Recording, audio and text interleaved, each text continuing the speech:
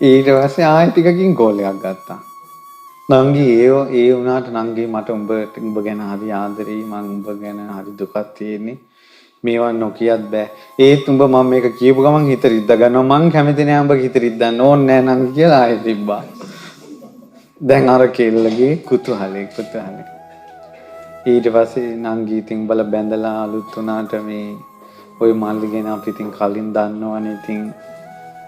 ඒ වුණාට කමන්නේ නැහැ නංගි ඔයාලා දැන් හොඳට ඉන්නවනේ ඉතින් කියලා ඔන්න දැන් ආයෙ තිබ්බා.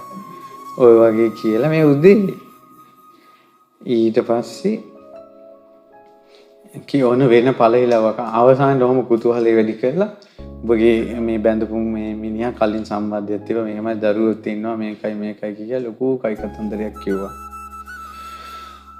කිව්වට පස්සේ මේ අර කෙල්ල එකපාරම මහත්තයට කෝල් එකක් කරන් කිව්වා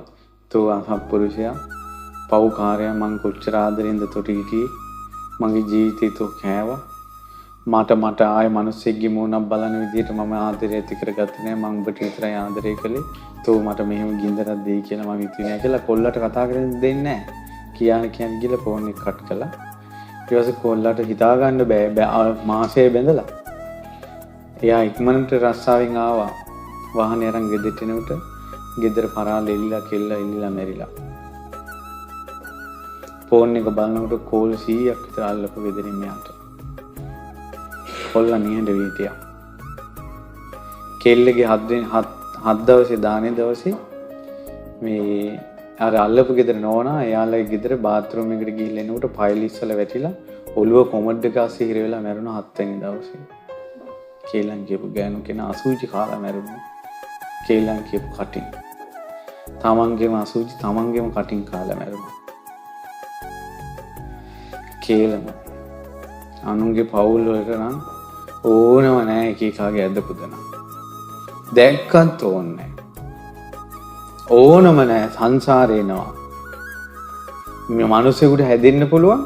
නෝනාගේ නොවෙනස් ආදරේ ඉදිරියේ අර මිනිස්සයා ලැජ්ජා වෙලා ඒ මිනිස්සයාගේ නරක ගතිය අයින් කළා